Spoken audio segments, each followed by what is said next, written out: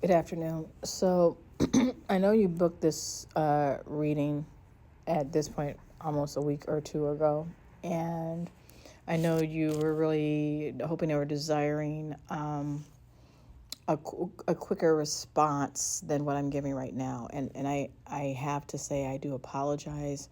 I am professional, at least I like to think I am, even if I do use profanity. Sometimes there's so much energy that comes at us. And I don't think people quite understand that when that energy surge comes from you all to us, there's a connection that needs to take hold. And I don't want to give out half or misinformations. I am going to say you talk too much. You talk too damn much. You talk too fucking much.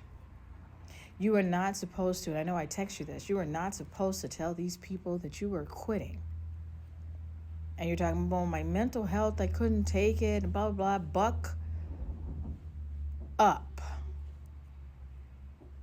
Stop being so weak and so vulnerable. My God, you're taking every single thing that somebody says to you personal. And it stops you, it blocks you, it does not elevate you. I know this because I used to be like that. And sometimes backslide, even now, after I recognize the deficiency. You cannot take every single thing that somebody says personally. There is no job out there that is perfect. You know why? Because there's always going to be other people, unless, of course, you work with robots. And then you would still complain about them, though, because you're that kind of person sometimes. You like to fucking complain. You do. You get off on it. It makes you feel valid. You're very argumentative. So that's why sometimes people don't like you. You're very rude, abrupt. You can be very crass. And then when someone says something back because they're trying to, I don't know, defend themselves, right? Then you get wounded somehow. I see this within the family dynamics. Like, you know how to manipulate everybody else against everybody else for your own favor.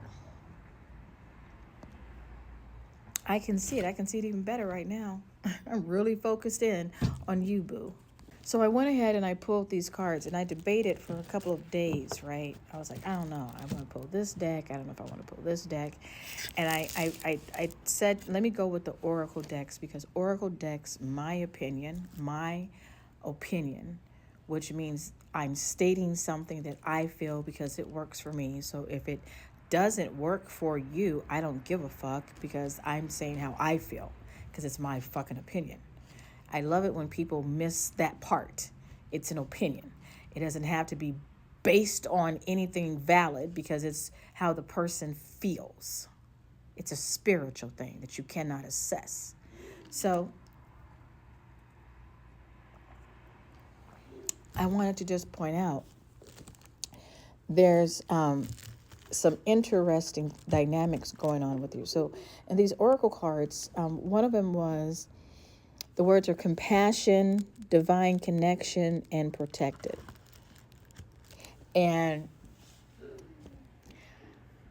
I don't think that it's saying that you're not protected. I think it's saying very much that you are, but I think that you need to learn how to balance out your compassion.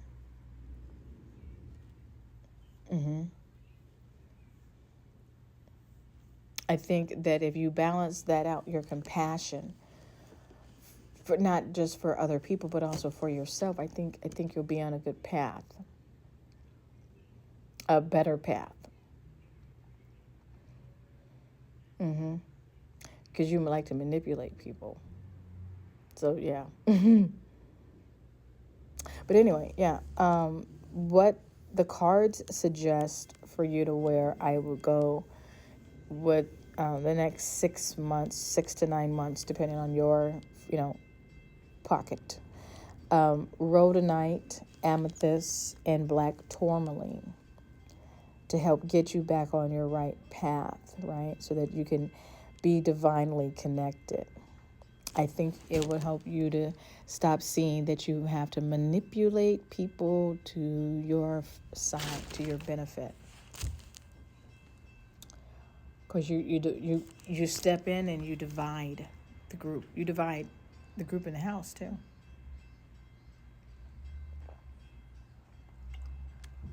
And I know, and I'm not saying her name out loud, but I know that if you don't agree with your sister, there's going to be consequences for everybody else, because the two of you basically are the new matriarchs of the family. A lot has been given to you to shelter, to govern, to hold, to develop, and you're young. I mentioned that you need to work on compassion, balancing it out. Our spiritual path and our spiritual journey is all about learning yourself. We're here to learn about ourselves. That's why they have us, doing things that are always keeping us occupied, and that we don't have the opportunity to just self-reflect and grow, because that's what we're supposed to be doing. It's in all of the ancient texts.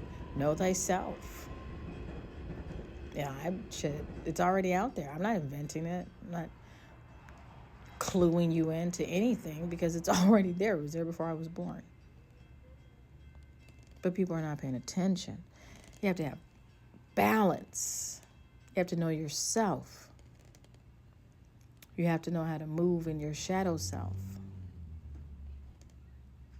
You must learn compassion for other people, what they're going through. Because you take everything personal, so things are very one-sided. Very friend or foe with you. Interesting. The next group of cards are cryocelia, and that's not how you say it, that's how I am. Bronzite and pyrite. So the cryocelia for balance. I didn't even really look at the cards until just now. Compassion, balance. Come on. Ooh, right here. Here's the sentence. It says compassion, balance, and the last column says trust the process. Because through divine connection, you'll get clarity, so you can enhance your faith, and you'll feel more protected. The more you believe, the more you can manifest. Oh, shit, it's right here on the cards. It's right here on the cards. That's so cool. That's so cool. Yeah. Woo. Aventurine, citrine, and malachite. And I know those are power stones. I know that.